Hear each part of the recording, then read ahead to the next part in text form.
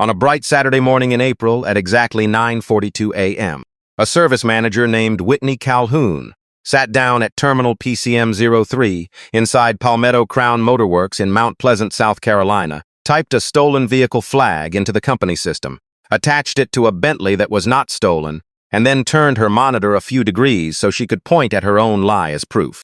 The man standing across the counter from her was 60 years old. He wore a canvas work jacket with fraying cuffs and a name stitched over the heart in thread gone gray with age.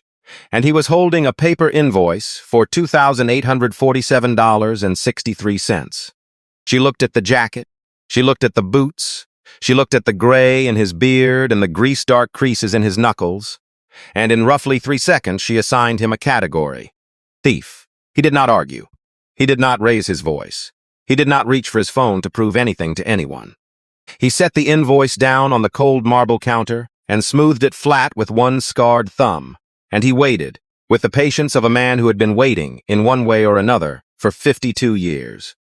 4 months later, the name Whitney Calhoun appeared on a public court judgment in Charleston County, searchable by anyone with an internet connection, attached to a criminal conviction, and a settlement figure with 6 digits in it. The general manager who had watched the whole thing through his office blinds and decided it was not his problem lost his job, his severance, and his professional reputation in the span of 5 weeks. A police officer with 11 years on the force was pulled off patrol permanently, and the quiet man in the worn-out jacket, the man she had called the police on, the man she had told to look at himself, turned out to be the registered owner of the Bentley, the legal owner of the building she was standing in, and the ultimate source of every paycheck she had cashed for the previous 8 months. Listen closely, because what happened at that service counter is not really a story about a car. It is a story about how judgment works, how fast it moves, how confidently it dresses itself up as caution, and what it cost a person who is too certain too quickly to look past a jacket. And it is a story about a debt that was created in this same city, under these same live oaks half a century earlier, and carried in the inside pocket of that same canvas jacket until the morning it finally came due.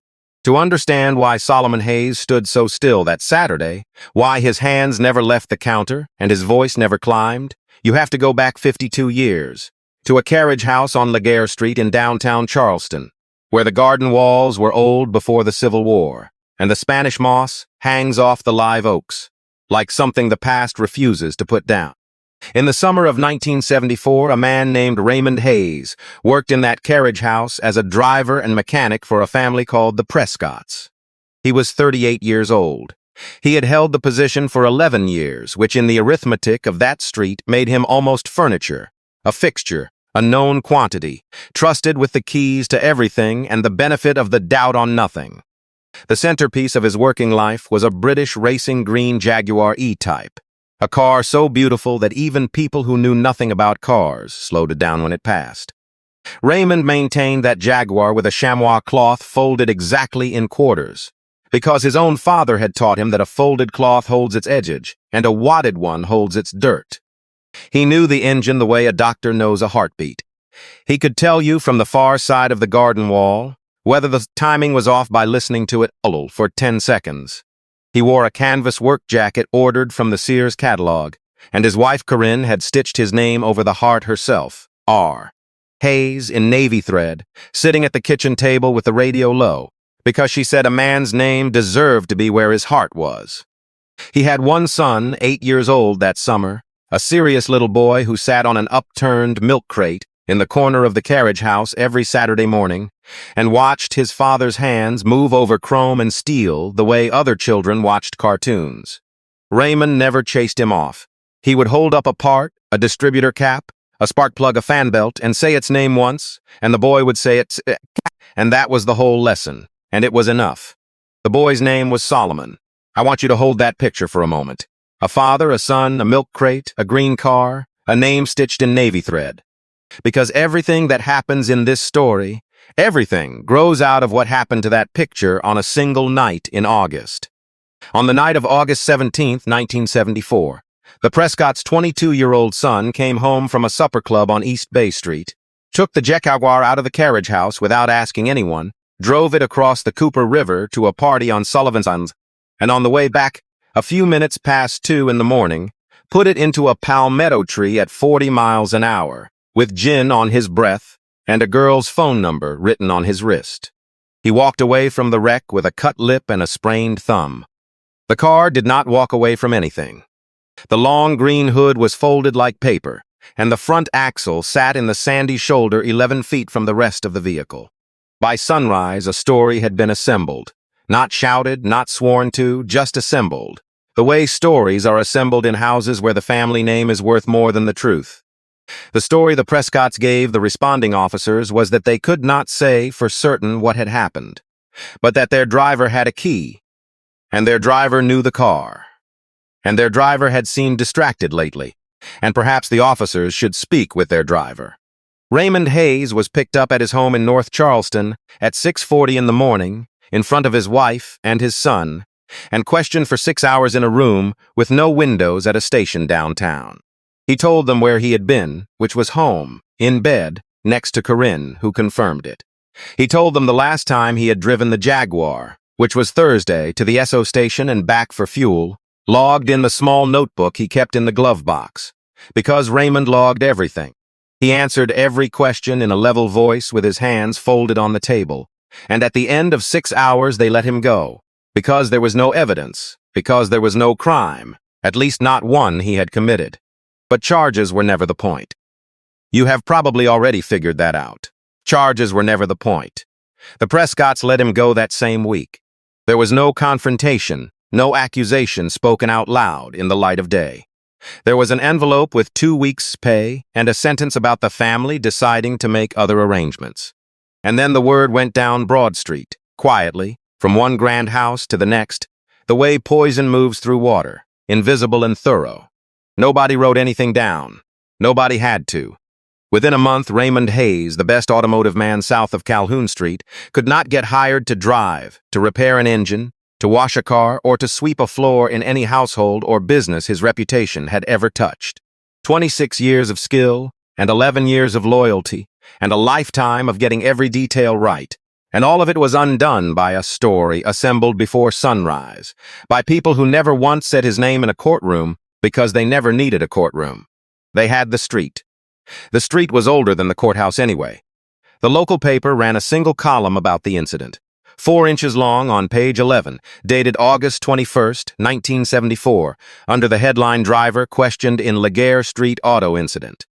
It reported that a vehicle belonging to a prominent family had been damaged in a single-car accident, and that the family's driver had been questioned and released. No follow-up was ever printed. No correction, no apology. The driver's name, the only time it ever appeared in print in his life, was misspelled. Ray Hayes. Hold on to that clipping. 4 inches, page 11, a name spelled wrong. It comes back at the end of this story, and when it comes back, I promise you it will mean something. Raymond Hayes spent the rest of his working life in a borrowed garage in North Charleston, a cinder block building, with a dirt apron and a roof that had to be patched every spring, fixing lawnmowers and outboard motors, and the tired sedans of neighbors who paid him in installments and casseroles. He never spoke bitterly about the Prescotts, not once, not at the dinner table, and not at church, and not in the garage. And his son watched that silence for years and misunderstood it, the way children misunderstand their parents' silences, thinking it was surrender when it was actually load-bearing. Raymond carried the thing the way a man carries a transmission across a shop floor, with his knees, quietly, because dropping it would break more than the thing itself. He kept wearing the jacket. Corinne offered more than once to pick the stitching out, to take his name off the chest of the thing, because the jacket was from that house, that life, that wound. Raymond refused. He said the jacket had done nothing wrong. He said his name had done nothing wrong. He said a man does not throw away his own name because somebody else handled it carelessly. He died of a stroke on a Tuesday in February of 1987, at the age of 51, on the floor of that borrowed garage, with a carburetor half assembled on the bench above him. He was still $400 in debt for his own mother's funeral. He left behind a toolbox with his initials burned into the handle, a Bible with a cracked spine and a rubber band holding it shut, and a canvas work jacket with R. Hayes stitched over the heart in navy thread gone gray. His son, 20 years old, kept all three. Now I have told you about the father. Let me tell you about the son. Because the world was about to make the same mistake about Solomon Hayes that it made about Raymond. Over and over for 4 decades, and the son was going to respond to that mistake in a way his father never had the chance to. Solomon Hayes grew up in a shotgun house off Rivers Avenue that smelled like machine oil and church programs, because his mother Corinne kept the bulletins from Mother Emanuel AME in a basket by the door the way other families kept magazines. She sang alto in that choir for 34 years. She cleaned houses south of Broad 4 days a week, houses with garden walls and carriage houses.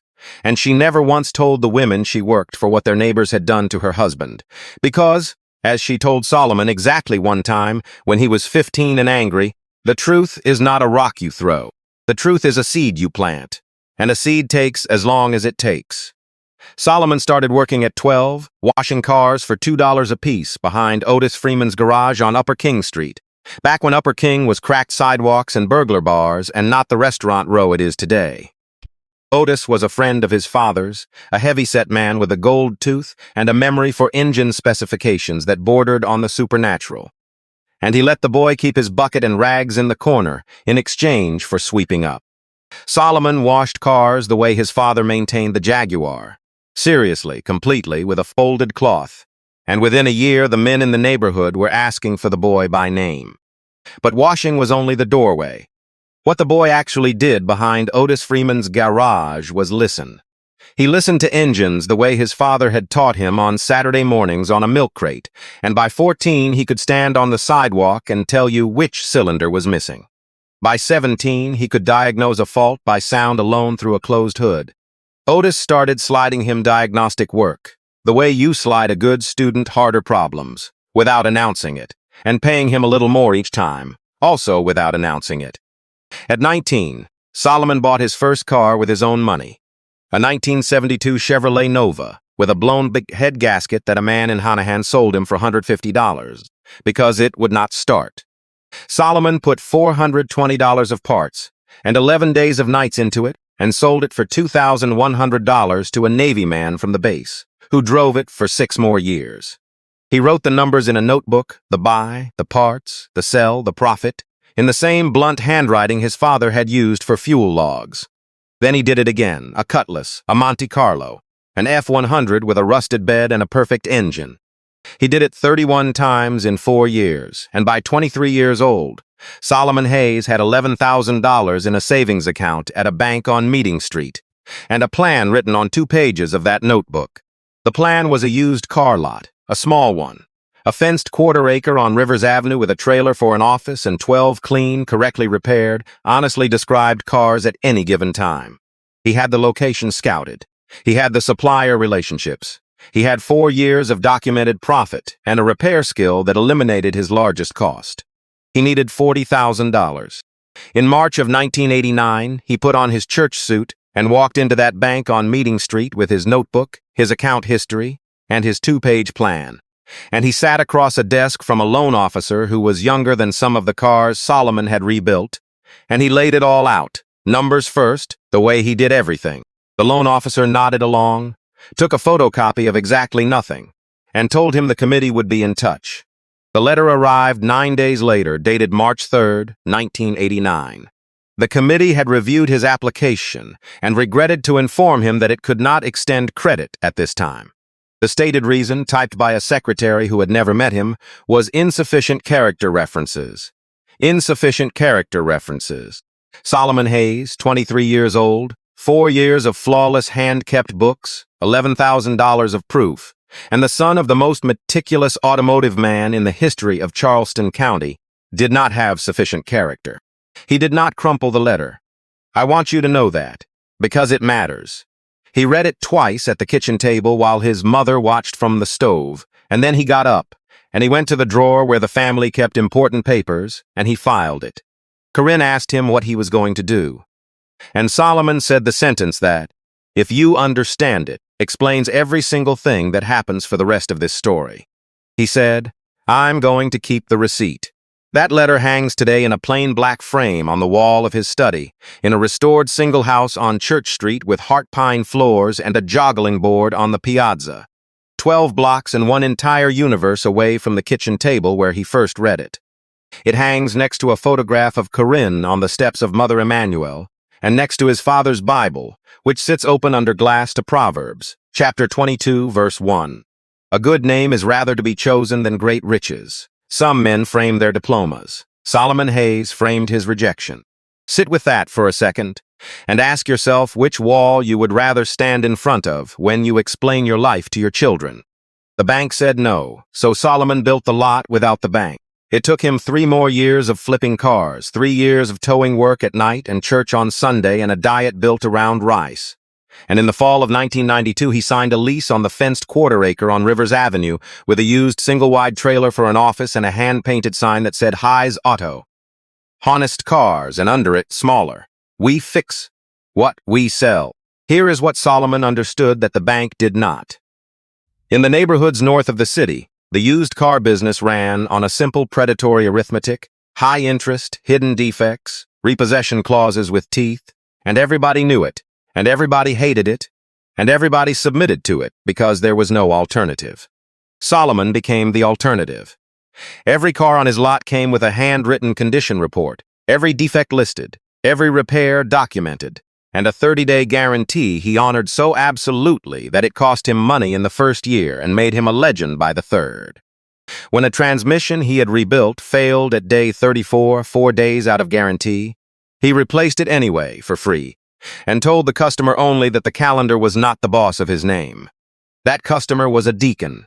The deacon told his congregation, "You cannot buy that kind of advertising," and Solomon never had to. By 1996, he owned the land under the lot. By 1999, he had a second lot in Somerville and a service operation with 4 bays.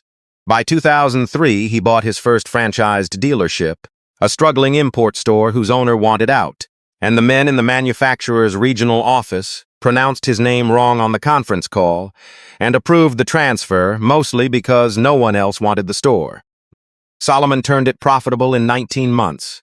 Then he bought another, then 2 more. He grew the way pluff mud builds a marsh, layer by silent layer, decade after decade, and he followed 3 rules that never changed. He never borrowed more than he could repay from cash flow in 36 months.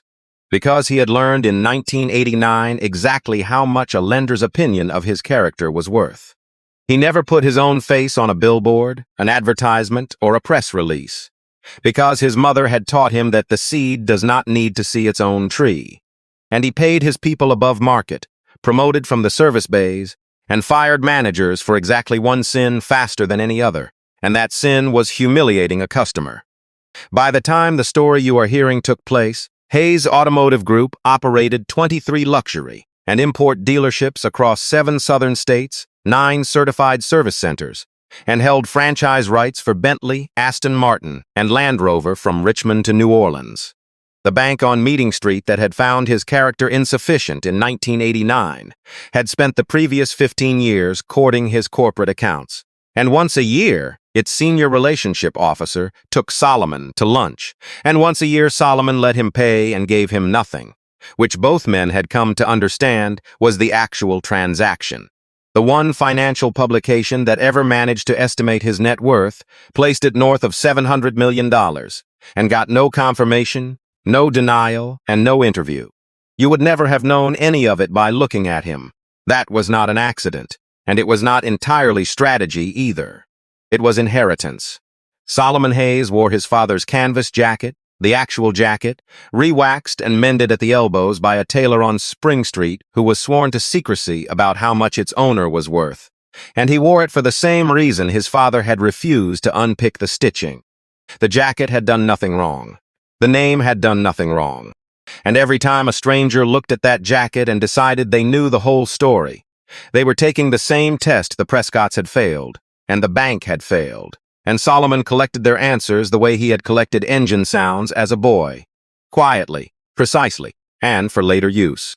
He allowed himself exactly 1 indulgence in 60 years. In the spring, the company crossed $500 million in valuation.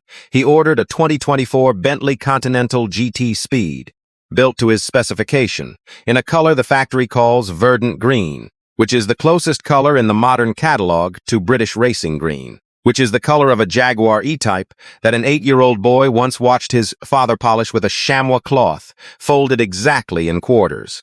The car cost $290,000. The week it arrived, Solomon drove it not to a club and not to a party, but up Rivers Avenue, past the lot where a hand-painted sign once promised honest cars, to a small AME churchyard where his father lies under a modest stone that Solomon never replaced with a bigger one, because Corinne said Raymond hated fuss.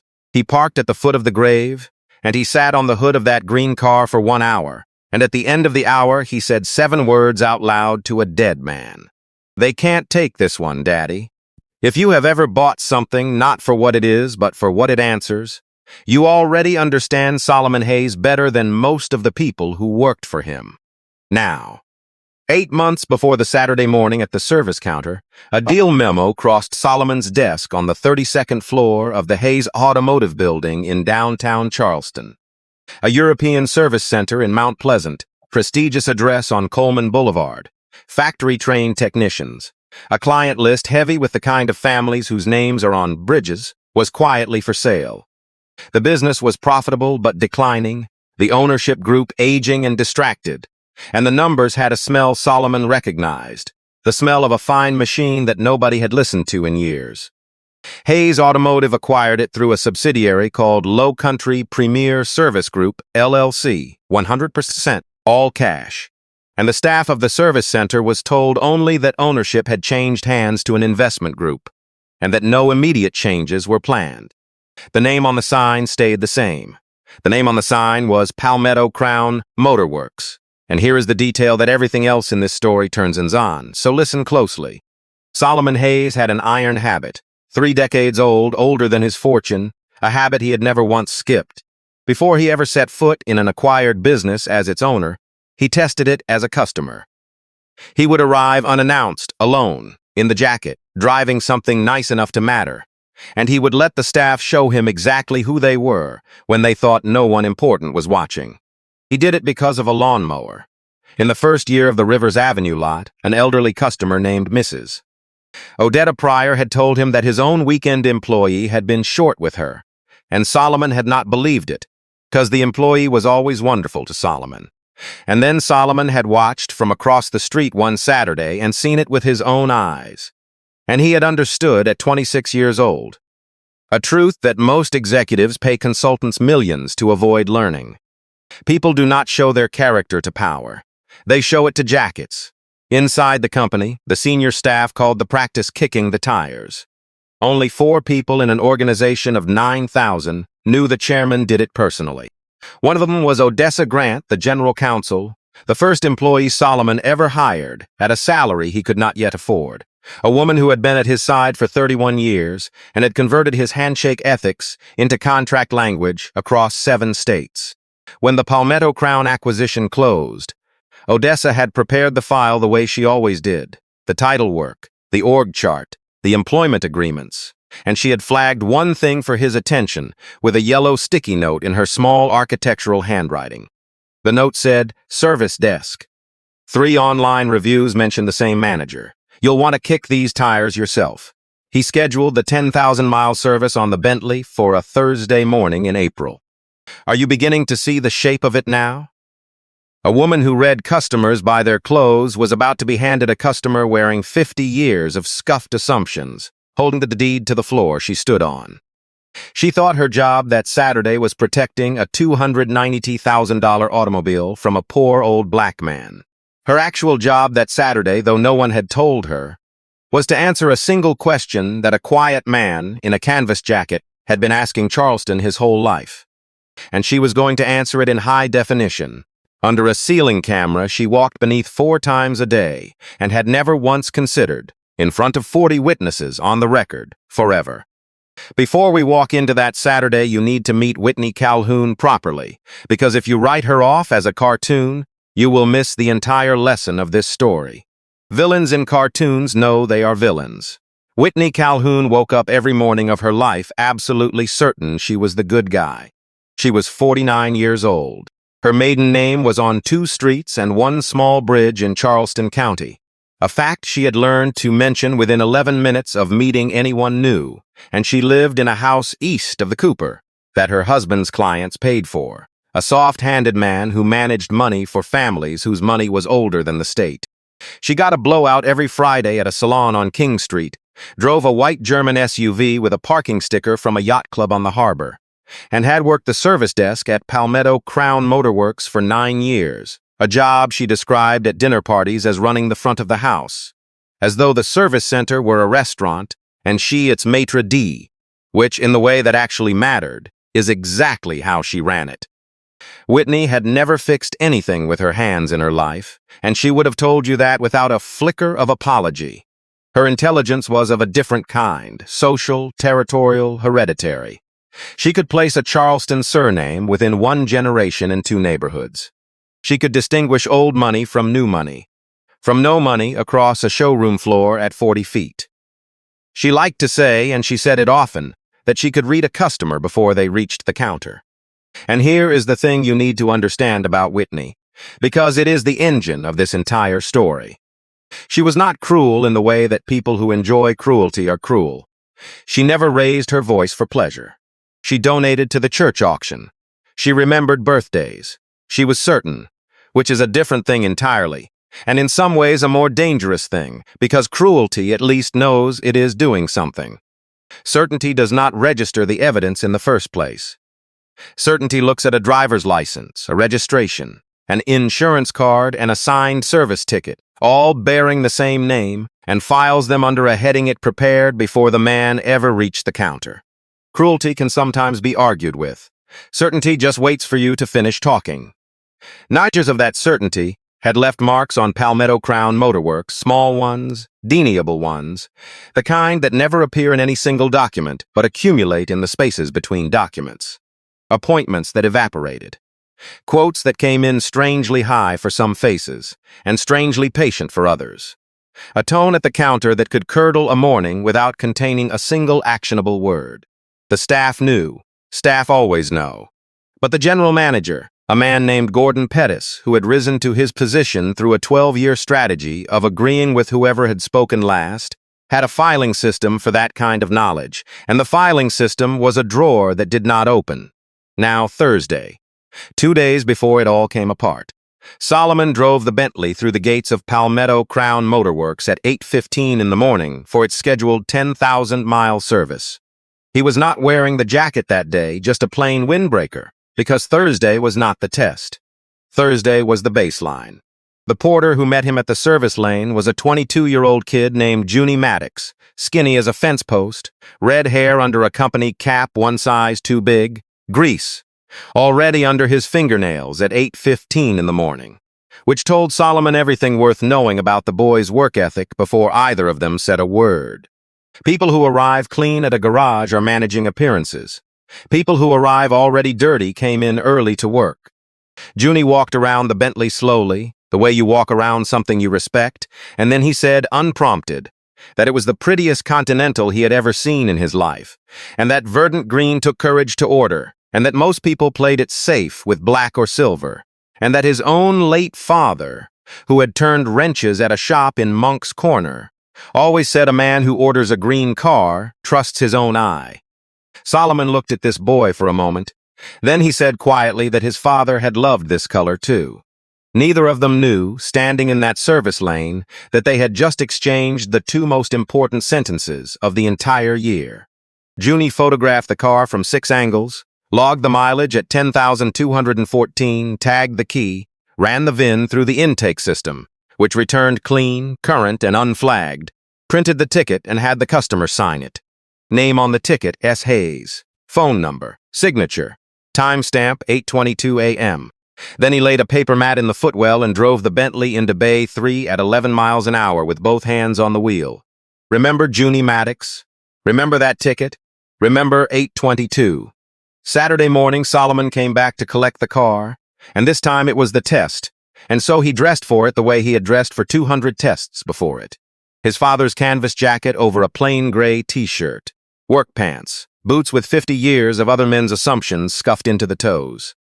He had spent the earlier part of the morning at the Boys and Girls Club off Rivers Avenue, where he taught a free engine class, most Tuesday nights and some Saturdays, and where that particular morning he had shown 9 teenagers how to read a dipstick, and why the color of the oil tells you the truth about an engine, no matter what the seller says. There is a photograph from that morning, taken by one of the counselors on her phone, of a 60-year-old man in a worn jacket crouched at eye level with a 14-year-old girl, both of them squinting at an oil smear on a paper towel like it was scripture.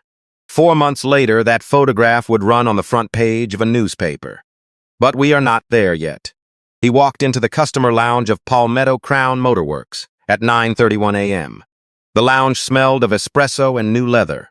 Perhaps 40 customers sat in armchairs under soft lighting, a man in seersucker with the weekend paper, a woman in tennis whites scrolling her phone, a couple debating paint colors from a brochure. A wall of glass looked into the service bays, where the machines that justified the room's prices sat gleaming under white light, and among them, visible from the counter, low and green and patient, sat the Bentley. Solomon gave his name and the last 6 digits of the VIN to the woman behind the marble counter. And Whitney Calhoun looked up from her monitor, and her eyes made the trip down the fraying cuffs, down the work pants, down to the boots, and back up to the gray beard and the grease-creased knuckles, and something behind her face closed like a gate. 3 seconds, that is all it took. 3 seconds for 9 years of certainty to sort a man into a bin. What happened over the next 11 minutes was later reconstructed, second by second, by a forensic IT auditor, testifying under oath, and I am going to give it to you the way the evidence gave it to the courtroom, because the evidence is the story. At 9:31, the customer stated his name and the vehicle identification.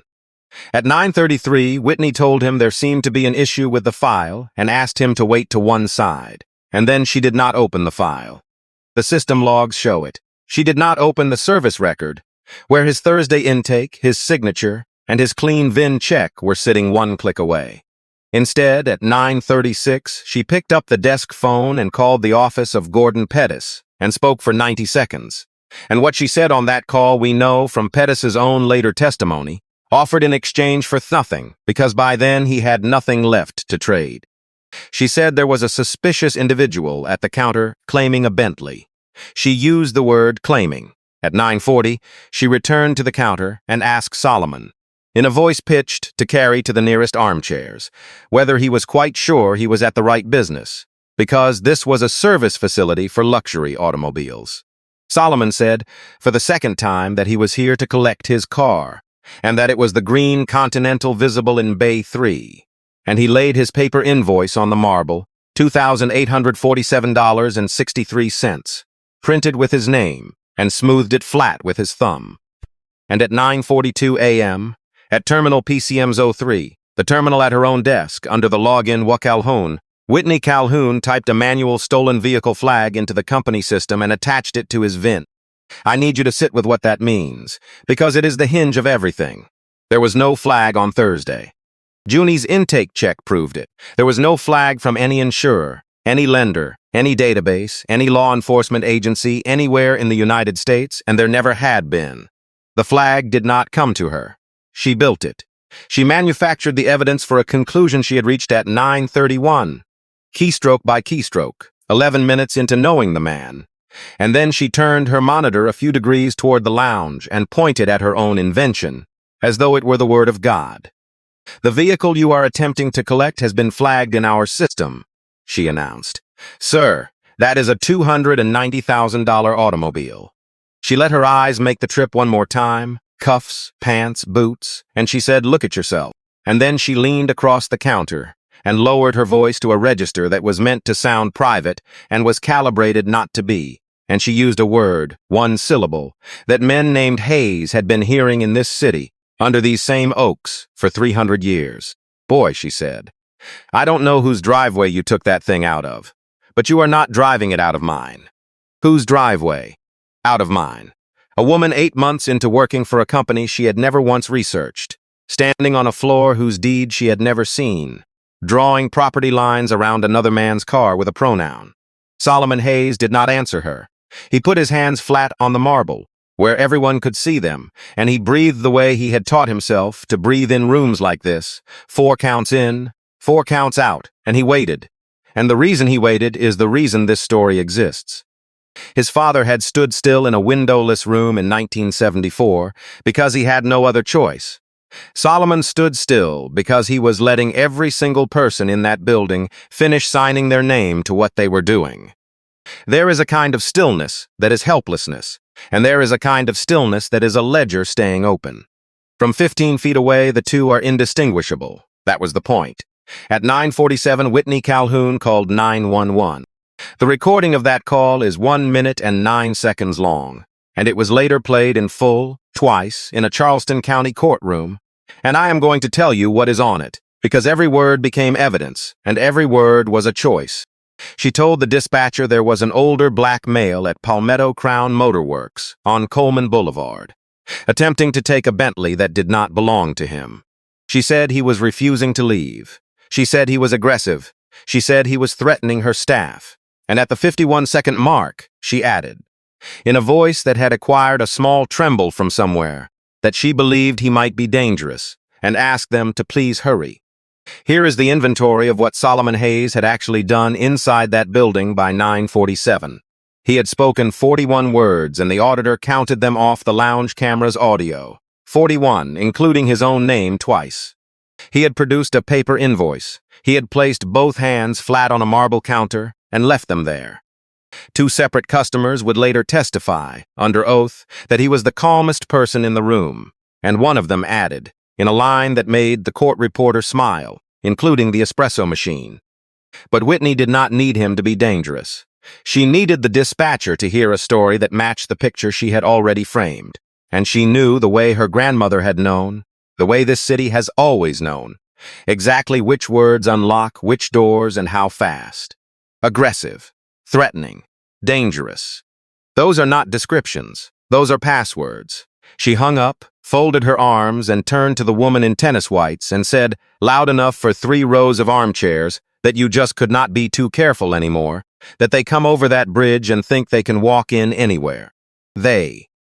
Now I want to stop the clock for a moment, with the 911 call made, and the squad cars rolling, and a 60-year-old man standing at a counter with his hands flat on marble, and I want to ask you something, and I want you to answer it honestly, not the Sunday answer, the real one. There were roughly 40 people in that lounge.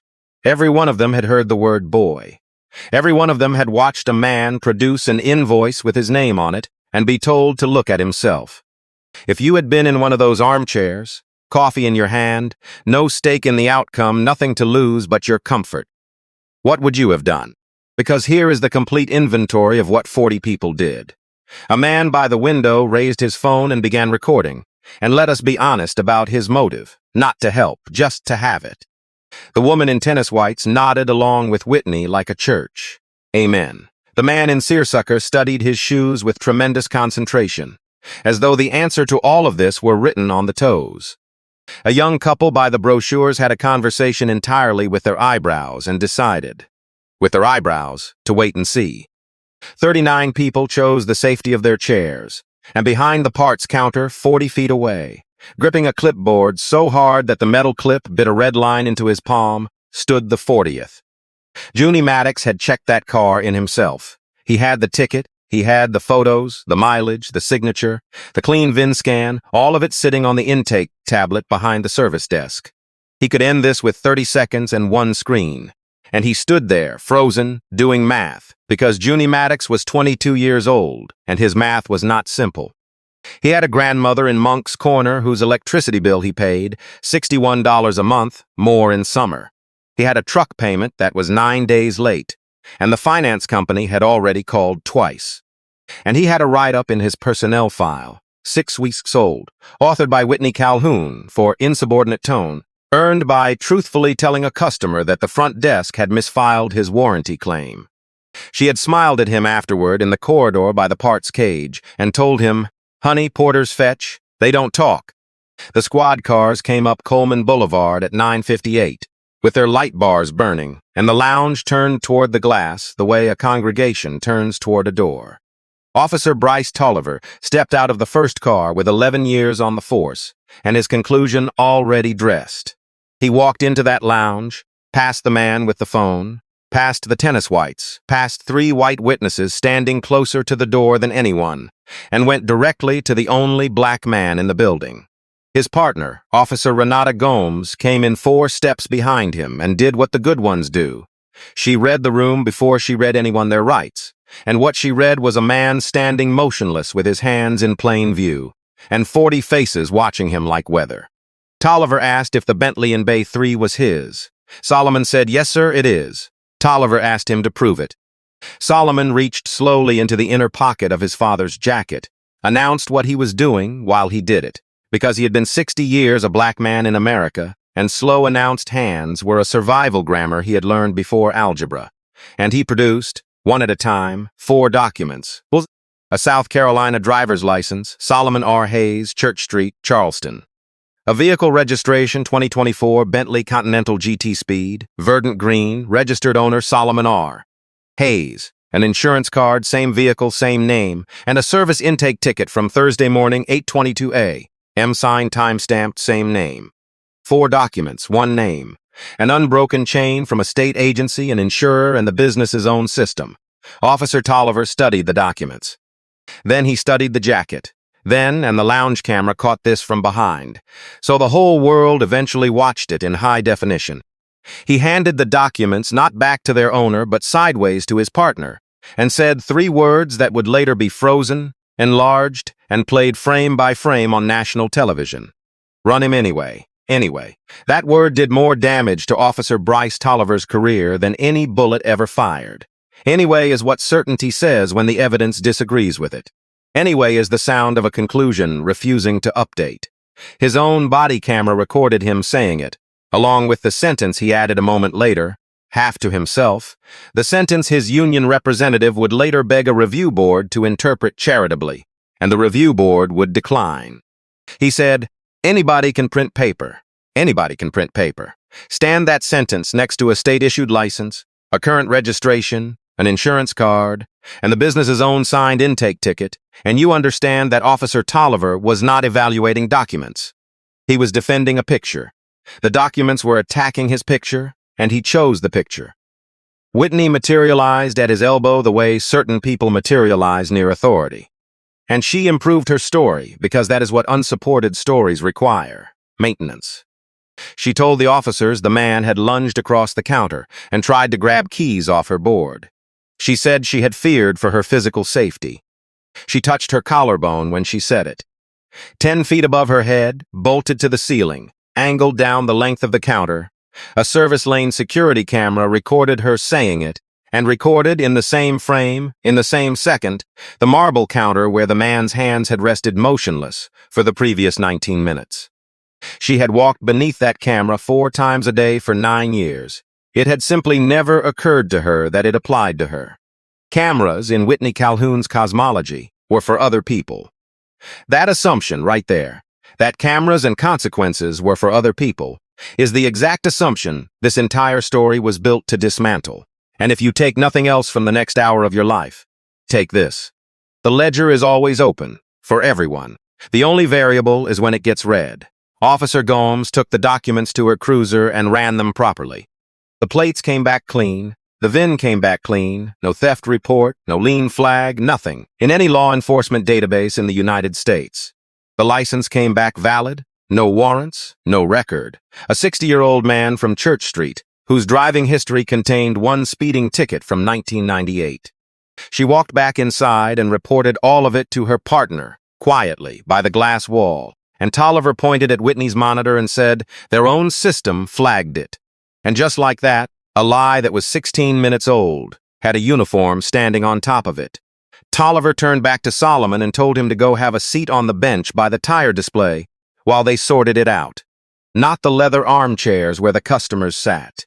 The bench, a backless slab by the seasonal tire rack, positioned for no human being to ever actually sit on. And every person in that lounge understood the sorting that was being performed, understood it in their spines even if they never would have been able to diagram it. Solomon looked at that bench for a long moment, And then he said, in a voice level as a torque wrench, that he would stand. Tolliver told him it was not a request, and Solomon Hayes, hands still visible, voice still level, said that he had committed no crime, that he was not under arrest, that a citizen who is not detained chooses his own posture, and that he had owned better benches than that one. Somewhere in the lounge, a laugh was born and strangled in the same second. On the body camera audio, you can hear it. A single syllable of involuntary human honesty, immediately swallowed. That tiny, strangled laugh, I have come to believe, was the first crack in the whole facade, the first public acknowledgement that everyone watching knew exactly what this was. And that was the moment Junie Maddox put down his clipboard. You need to understand what the choice cost before you can understand what it was worth. So let me lay out Junie's balance sheet one more time. Because courage is never abstract. Courage is always arithmetic. $61 a month for his grandmother's electricity. A truck payment 9 days late. A write-up already in his file, signed by the very woman he would have to contradict. In a job market where a service porter fired for cause does not get a second interview. Against all of that, on the other side of the ledger, one entry. A man was standing in that lounge being called a thief, and Junie Maddox knew, not suspected, knew with timestamps, that it was false. He came around the parts counter with the intake tablet held out in front of him like a shield, and his voice cracked on the first word, and he pushed through it anyway. He told the officers that he had checked that car in himself, Thursday morning, 8:22, that the signature on the screen was the customer's, that the mileage was logged at 10,214, and here his voice steadied, because he was on his own ground now, the ground of records, that there had been no flag on that VIN Thursday morning, none, because he had run it himself for the service order, and the intakes clan. He had round was right there, time-stamped, clean. The lounge went very quiet. Whitney turned around slowly, and the look she gave that boy would have stripped paint off a fender, and she said, in a voice made of sugar and razor blades, "Junie, sweetheart, go count tires. This is above your pay grade." And the boy, hands visibly shaking, holding the tablet like it was the only solid object in the room, said, "No, ma'am, it really isn't." And then he said the 11 words that broke the morning open. "There's a camera right there. Somebody should pull the footage now." Officer Gomes took the tablet from his hands. She scrolled. She stood there for a long moment doing the only thing that ever actually resolves these situations, which is comparing timestamps. And then she looked up, not at Solomon, at Whitney, and she said 4 words, quietly, in the tone that police officers reserve for the moment a case turns inside out. "From your terminal, ma'am. The Thursday intake, clean 8:22 a.m. The theft flag, manual entry, terminal PCMs 03, login Whitney Calhoun, Saturday 9:42 a.m. 11 minutes after the customer reached the counter. 11 minutes after the jacket. And for the first time that morning, something moved behind Whitney Calhoun's eyes. I want to be precise about what it was, because it matters. It was not remorse. It was arithmetic. You could watch her doing it, the same sorting she had done to the jacket, now turned inward, calculating exposure, witnesses, cameras, sequence. He must have, she started. Someone must have accessed my. The sentence had nowhere to go, and she let it die on the marble. Behind half-closed blinds in the back office, 20 feet from all of it, stood Gordon Pettis, general manager, holding a telephone receiver against his ear with no call on the line, watching the entire scene through the glass, performing busyness for an audience of nobody. He had heard the word boy. He had heard the 911 call being placed from his own service counter. He had in his desk drawer, in a filing system whose whole function was not opening, 3 written complaints from the previous 4 years that would have told him exactly who Whitney Calhoun was at that counter when he was not watching. He watched a customer of his business stand accused with 4 documents and a time-stamped intake in the man's favor, and he made a management decision, the defining management decision of his career, and the decision was to keep pretending to be on the phone. Remember him. The audit is coming for that drawer. Solomon Hayes had watched all of it, the boy, the tablet, the 4 words, the dying sentence, and now, for the first time since 9/31, he moved. He took out his phone, touched one name, and held it to his ear. The call lasted 11 seconds, and the lounge was so quiet by then that the Caprocta picked up his half of it entirely. He said, "Odessa, it's me. I'm at the Mount Pleasant acquisition. Bring the Low Country file, all of it." On the other end of that call, in a home office on Daniel Island with a view of the Wando River, Odessa Grant, General Counsel of Hayes Automotive Group, 31 years at his side, the woman who had papered every deal he ever made and buried every insult he never answered, asked exactly 2 words: "How bad?" And Solomon looked around the lounge one time, at the phones, at the bench he had declined, at the boy standing alone in the middle of the floor, still holding the tablet, at the woman behind the counter recalculating her life, and he said, in the flat voice of a man reading a gauge, "Bad enough to be perfect. Bad enough to be perfect." Think about that sentence. Most of us, standing where he stood, would have wanted it to stop. He had spent 30 years building the resources to make sure that when it finally happened to him, in full view, on the record, it would not stop 1 second early. His father's case had died for lack of witnesses. His own case had 40 of them and a ceiling camera. Bad enough to be perfect. 19 minutes later, a charcoal gray Range Rover came up the service lane, unhurried, and the lounge, which by now understood it was watching something but did not yet know what, turned toward the glass again. Odessa Grant stepped out in a navy suit with a leather portfolio under her arm, 63 years old, silver at the temples, reading glasses on a chain, and she crossed that showroom floor like the floor was lucky to have her. She did not rush. In 31 years, no one had ever seen her rush.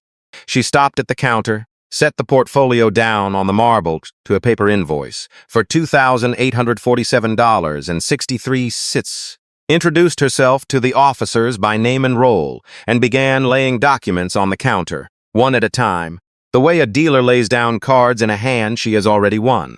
The first document was the certificate of title for the Bentley. Registered owner, Solomon R. Hayes. No liens. The second was the Articles of Organization for Low Country Premier Service Group, LLC, together with its parent registration, identifying it as a wholly owned subsidiary of Hayes Automotive Group.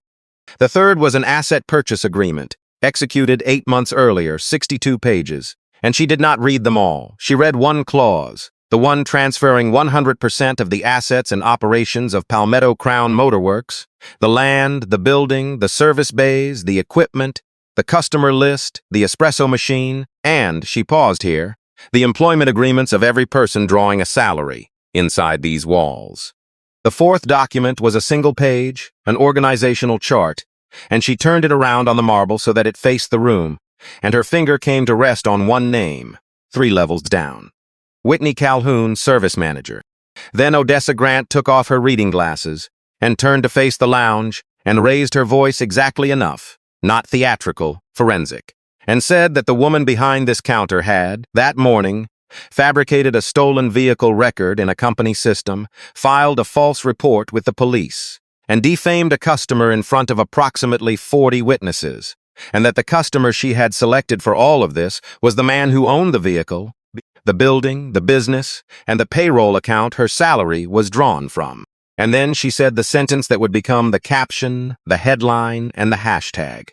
"You did not call the police on a thief, Ms. Calhoun. You called them on your boss." Silence has a texture, and the texture of that silence was glass. The espresso machine hissed once and went quiet, like even it understood. The man in seersucker looked up from his shoes at last, and the woman in tennis whites took one small step away from Whitney Calhoun, one small lateral step, and I want you to mark that step, because it was the first of hundreds of people who would spend the coming months doing exactly that, stepping away, in clubs and committees and comment sections, from a woman they had nodded along with when nodding was free. Whitney's face lost its color from the top down, like a glass being poured out. Her mouth opened. Nothing came. Her hand reached for the edge of the counter and missed it on the first try. Officer Gomes walked over to Solomon Hayes and returned his 4 documents with both hands, the way you return something to its owner, and said, "Mr. Hayes, you are free to go, and I am sorry, sir." Officer Tolliver said nothing at all. He walked out through the glass doors to his cruiser, got in, and sat there with the engine off for 11 minutes. His body camera, still running, recorded him staring at the steering wheel. That footage, a police officer sitting motionless in a parked car, contemplating the architecture of his own morning, has now been viewed more than 4 million times, and people argue in the comments about what he was thinking. And I will not pretend to know, but I will tell you what he was not doing. He was not running anybody anyway. Whitney unfroze all at once and reached for the only tool left in her kit, and it was the wrong tool, and it was wrong in a way that told the whole truth. She came around the counter, hands fluttering, and said, "Mr. Hayes, sir, please. This has all been a terrible misunderstanding if I had known who you were." And Solomon Hayes turned and looked at her, for the first time since the police had arrived, and the lounge leaned in. Because his voice was so quiet, the room had to come to him. He said, "That's the problem, Ms. Calhoun. You needed to know who I was." He picked up his invoice off the marble and folded it once. "My father spent 50 years being exactly who he was," he said, "and it never once protected him." Then he looked over at the red-haired boy still standing in the middle of the floor and back at her, and he said 5 words. "Monday morning, my office, both of you." And he walked through the glass door into the service bay, past the technicians who had gathered at the tool benches to watch, lifted his own key off the board, and drove the verdant green Bentley out of Bay 3, out of the lane, out of the lot, slow, past the squad cars, past the phones, and up onto the Ravenel Bridge with the tin-colored harbor water flashing between the cables. A man in a worn canvas jacket, driving a car the exact color of his father's stolen name, over a river his people had crossed in every direction, in every century, for every reason. If the story ended there, it would be a good story. It does not end there, because a firing is an event, and Solomon Hayes did not deal in events. He dealt in systems. What happened over the following 4 months did not require a single miracle, and that is precisely the point. It required paper. The first video reached the internet at 1:47 that afternoon. It came from the man by the window, the one who had recorded to have rather than to help, and there is an irony in that worth pausing on, that the most useful thing done by anyone in those armchairs was done for the worst reason. The clip ran 4 minutes and 12 seconds, steady, clear audio, every word. The word boy. The $290,000 line. Look at yourself, the bench. By dinner time, it had 600,000 views. By Sunday night, it had crossed 3 million, and a second angle had surfaced, shot vertically from near the brochures. And this one caught Dedza Grant laying documents on marble one at a time, and it ended on the sentence that became the caption, the headline, and the hashtag. "You called them on your boss." Whitney posted an apology on her personal page at 10:40 Sunday night, typed, "You could tell," with shaking hands, dense with the words misunderstanding and heightened caution, "and this is not who I am." The internet, which has a long memory and no mercy for that particular sentence, located within 6 hours a 2019 review response in which service manager Whitney C. had informed a black customer complaining about a canceled appointment that perhaps our establishment simply is not the right fit for everyone. It turns out that Not Who I Am has a paper trail, too. She took the apology down before sunrise. Screenshots do not come down.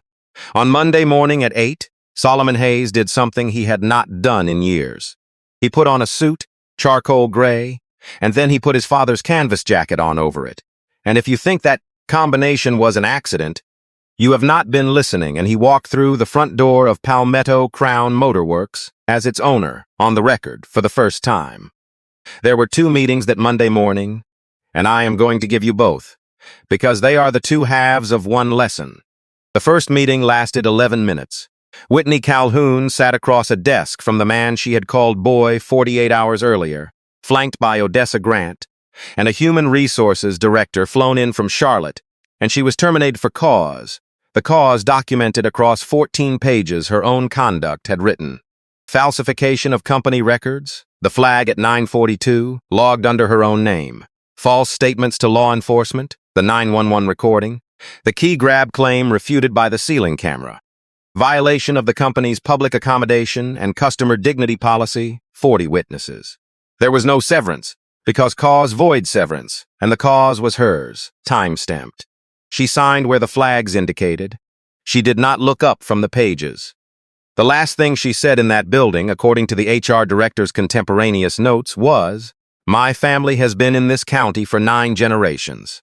And Odessa Grant, gathering her papers, replied without heat, "Then they were here in 1974, and closed her portfolio, and that was the entire eulogy. The second meeting, 1 hour later, is the one I want you to keep. Junie Maddox walked into that same office with his cap in his hands, convinced he was about to be fired, because Whitney had spent the weekend telling anyone who would still take her calls that the porter had humiliated the company and would be gone by lunch. The boy had already cleaned out his locker into a grocery bag. It was sitting by the door of the office. Solomon looked at the grocery bag for a moment, and something crossed his face that the HR director later described as the only emotion she saw him show in 2 days. He slid a folder across the desk and watched the boy's face while he read it. Inside was a full sponsorship into a master technician certification program. Bentley and Aston Martin factory schools, every course, every travel cost, every hour paid at full wage. Behind it, a purchase order already signed for a Snap-on master tool set, $11,300 retail. Because, Solomon told him, a technician who owns his tools owns his future, and no man should start his future borrowing the means of it. And behind that, a letter, 1 paragraph, removing the write-up for insubordinate tone from his file, with a line at the bottom in blue ink noting that the incident described therein reflected credit, not discredit, on the employee.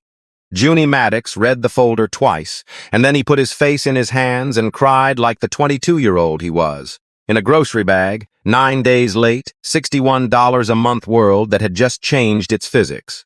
And Solomon came around the desk and put a hand on his shoulder and told him that his own father had been a mechanic, the best in this city, a man who logged his fuel runs and folded his cloths in quarters, and that on Saturday, watching a shaking kid hold up a tablet against the whole room, he had seen that man again for a moment.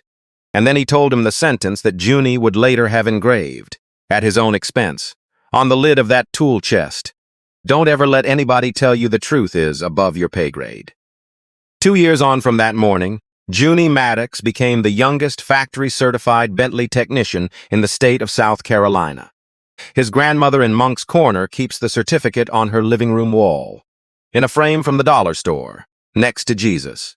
She shows it to everyone who enters the house.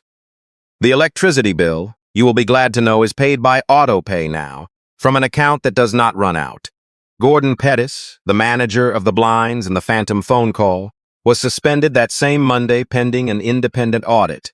And the audit is where this story stops being about one woman and starts being about a machine, so pay attention to the numbers. The auditors, an outside firm from Columbia, spent 6 weeks inside the appointment system, the complaint files, and the desk drawer that did not open. They found 14 service appointments over 3 years, booked under recognizably black surnames, marked no show in the system on days when phone records showed the customers had called from the parking lot asking why the gate staff said they had no appointment.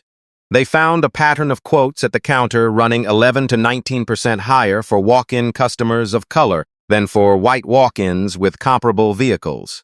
A spread the audit called statistically inconsistent with chance. And they found the drawer. 3 written discrimination complaints across 4 years, each marked resolved by G. Pettis.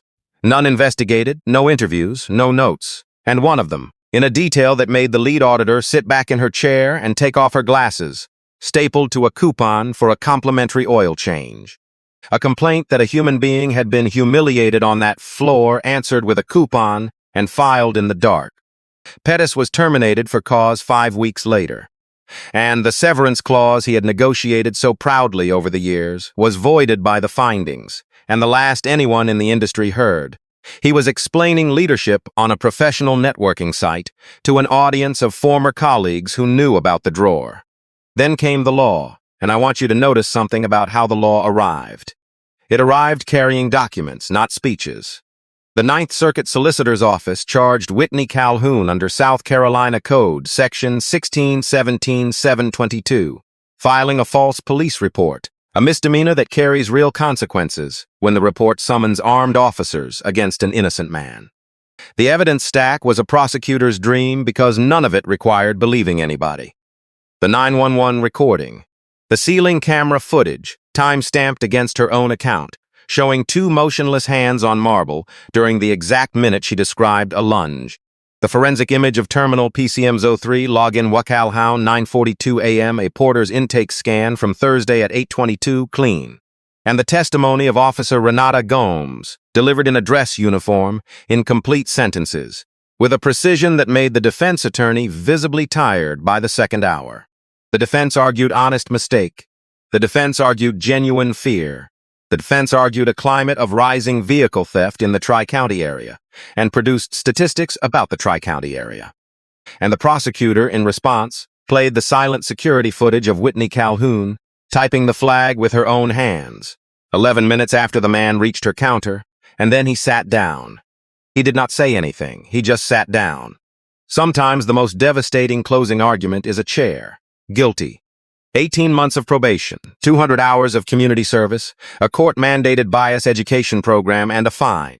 The companion civil matter, defamation and false report, filed personally by Odessa Grant, who, according to courthouse staff, hummed quietly while filing it, settled 3 weeks after, verdict for $325,000, entered as a public judgment. Her name, the amount, the findings, searchable by anyone, forever.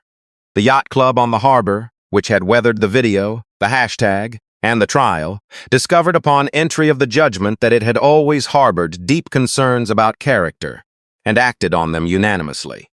Officer Bryce Tolliver received a 30-day suspension without pay and a permanent transfer off patrol, after an internal affairs review found that he had disregarded verified state documentation, detained a citizen without articulable cause, and, in the language of the finding, allowed a civilian complainant to direct the course of an investigation.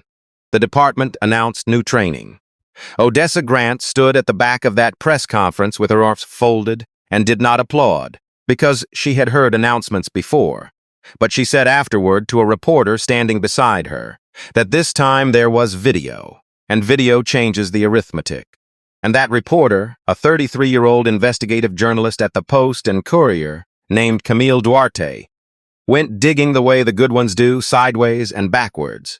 And what she found is the reason you are hearing this story at all. Camille Duarte had been covering the Lowcountry for 9 years, and she had a specific talent, the kind that cannot be taught in journalism school, for hearing the sentence underneath the sentence. When the verdict came down, every outlet in the country ran the same story.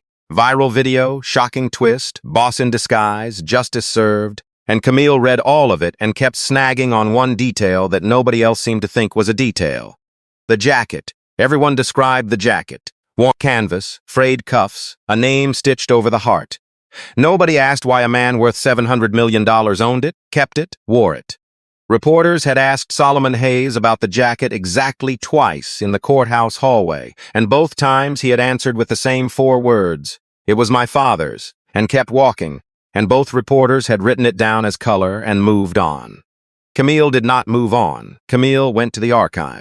The archive of the Post and Courier and its predecessor papers lives in bound volumes and microfilm, and Camille spent 4 days in it, working backwards through the name Hayes, and on the afternoon of the 4th day, in the bottom corner of page 11 of an edition dated August 21st, 1974, she found 4 inches of type under the headline, "Driver Questioned in Laguerre Street Auto Incident," a vehicle belonging to a prominent downtown family, a single-car accident on Sullivan's Island.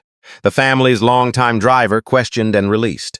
No charges filed, no follow-up in any subsequent edition, and the driver's name, the only time it had ever appeared in print in the man's life, spelled wrong. Ray Hayes. She sat back from the microfilm reader and looked at that misspelled name for a long time. Then she did the work, because finding a clipping is not a story, verifying one is. She pulled the property records for the Laguerre Street address and confirmed the family. She found the accident report in the county records, which listed the vehicle as recovered from the Sullivan's Island Causeway shoulder, and the driver of record at the time of the crash as undetermined. Undetermined in an era when a fingerprint kit and one honest question would have determined it in an hour. She located 2 men in their 70s, one a retired officer, one a former yardman on that block, who remembered the talk of that summer and who confirmed on the record the thing that was never written down anywhere, that after that August, no house south of Calhoun Street would hire Raymond Hayes for any work at any price. And she found the death certificate, February 1987, cause of death cerebrovascular accident, age 51, occupation listed in the box, provided as laborer. The best automotive man in the history of Charleston County filed with the state forever as laborer. Then she called Odessa Grant and asked for 20 minutes with Mr. Hayes and said only one sentence about why. Tell him I found the clipping. He gave her 2 hours at the house on Church Street, at the kitchen table, with the jacket hanging on the back of the chair between them like a third party to the conversation. He did not perform for her, and she wrote later that this was the most disorienting interview of her career, because he answered questions about a $700 million company in the same register. He answered questions about a $2 car wash, and the only time his voice changed at all was when she asked what his father had said about the Prescotts in the years after, and Solomon looked at the jacket on the chair for a moment and said nothing. So he said nothing about them, ever. And I was angry at him for that for 20 years. And then one day I understood that he was not protecting them. He was protecting me. Hate is a debt you take out against your own children. My father died owing $400 and not 1 cent of that. Camille Duarte's story ran on the front page of the Sunday edition, and the layout desk did something simple and devastating. On the left, they ran the 1974 clipping at actual size, 4 inches, page 11 type, the misspelled name. On the right, they ran the 2026 court judgment header, Calhoun, guilty, the settlement figure.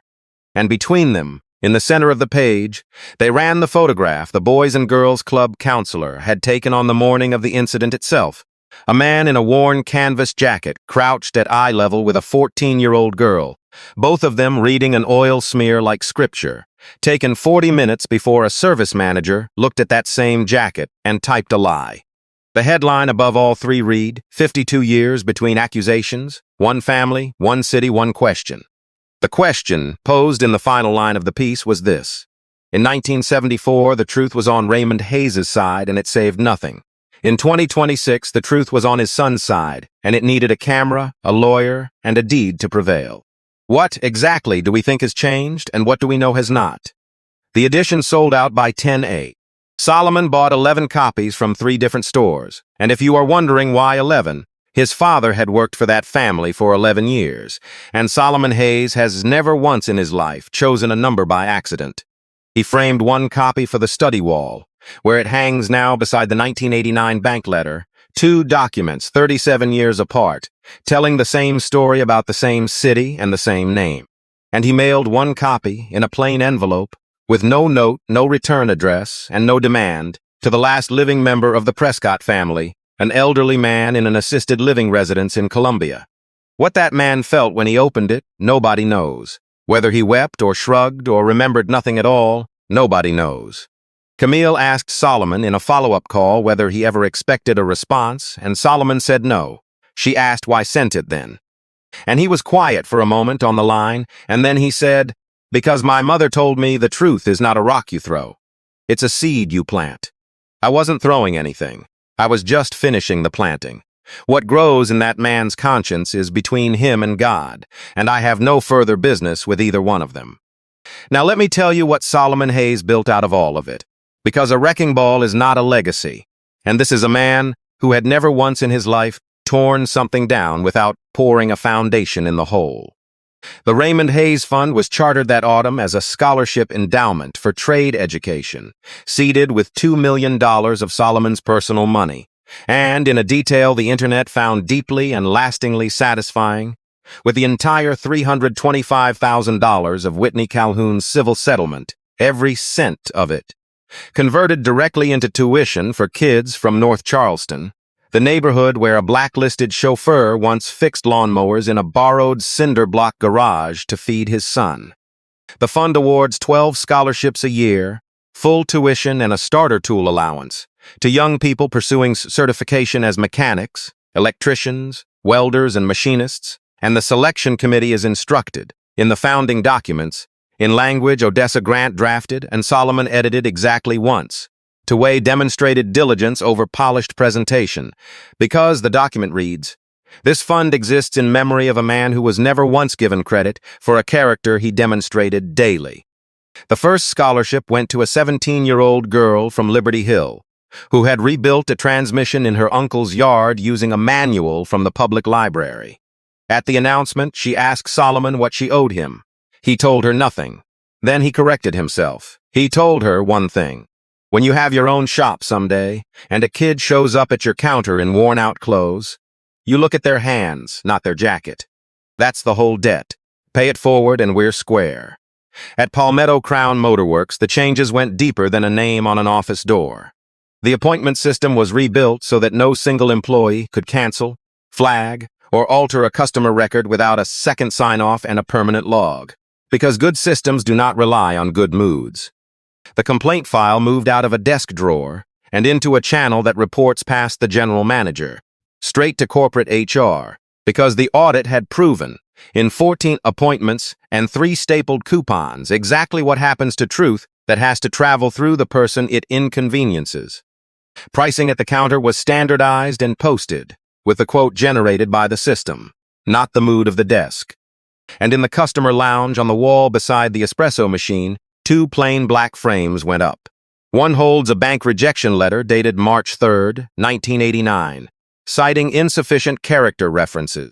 The other holds a single-page policy, 4 sentences long, which begins, "Every person who walks through these doors will be served identically, regardless of appearance, and be treated as though the owner of this company were watching." Because the 4th sentence explains he may be. That 4th sentence is not a metaphor. It is a program.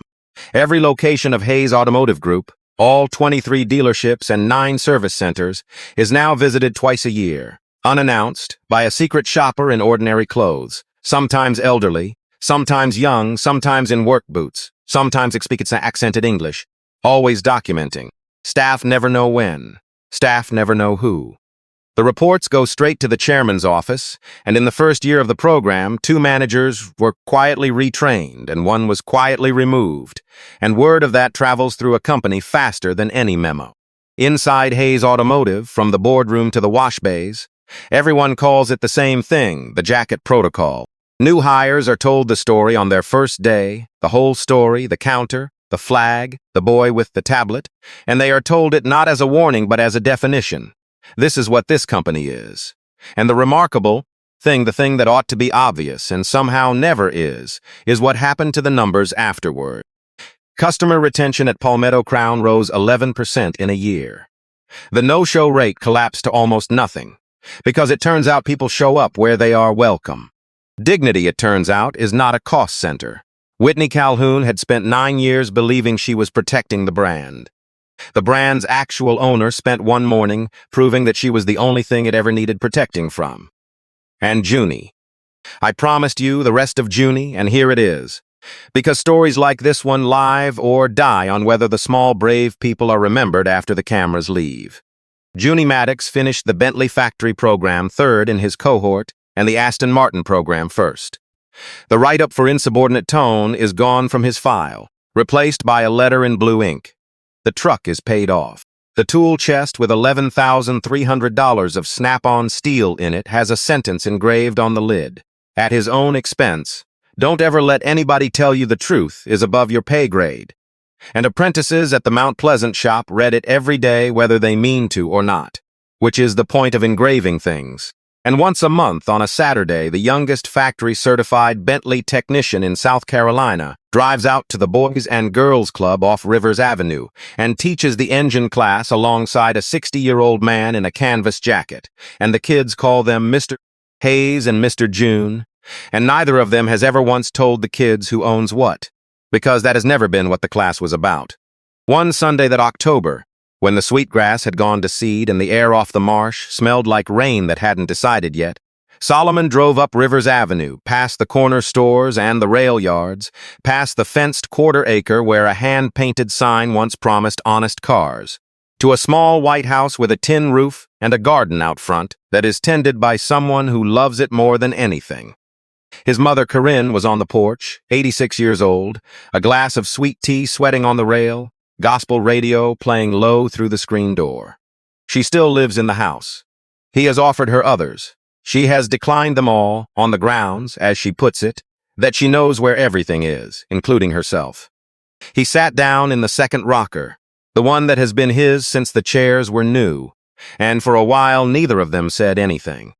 Because they are 2 people who have never needed words to be in a room together.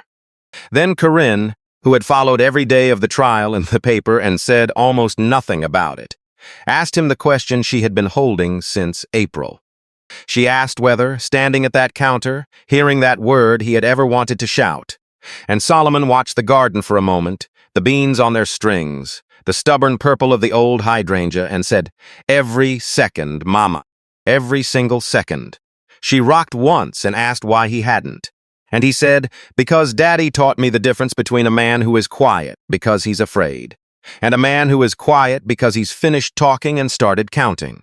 She nodded at that and sipped her tea, and after a while she said, mostly to the garden, "Your father would not have cared one thing about that green car, you know." And Solomon said, "I know." And she said, "But he would have worn that jacket to your trial every single day and sat in the front row in it." And Solomon Hayes, 60 years old, owner of 23 dealerships in 7 states, looked out at his mother's bean rows and had nothing at all to say for a long time, which she took, correctly, as agreement. Before he left, he did what he does every visit. He checked the oil in her 20-year-old sedan, which does not need checking, because he services it himself to a standard no shop in the state could bill for. And she watched him from the porch doing it, a rich man with his sleeve rolled up, wiping a dipstick with a folded cloth, and if you had driven past that house at that moment, you would have seen nothing at all worth slowing down for. And that, friends, is the entire moral of everything I have told you today. The most important things in this world do not look like anything. A jacket, a milk crate, a 4-inch clipping, a boy with a tablet and a shaking voice. You are surrounded every day by things that do not look like anything, and some of them are everything. And the whole difference between a Whitney Calhoun and a Solomon Hayes is which of them you have trained your eyes to see. There is one more scene, and then I will tell you what I think it all means. And then I want to hear what you think, because a story like this one is not finished until it has been argued about at somebody's kitchen table.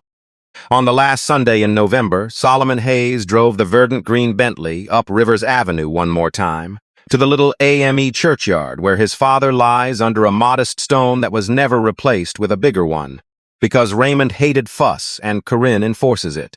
He parked at the foot of the grave, the way he had the week the company crossed $500 million, and he got out, and he was wearing the jacket, and under his arm he carried a flat package wrapped in brown paper. He stood at the stone for a while, an old man and an older name, while the marsh wind came through the live oaks and lifted the moss. And then he unwrapped the package and held it up, facing the stone, the way you show a photograph to someone whose eyes you can no longer check.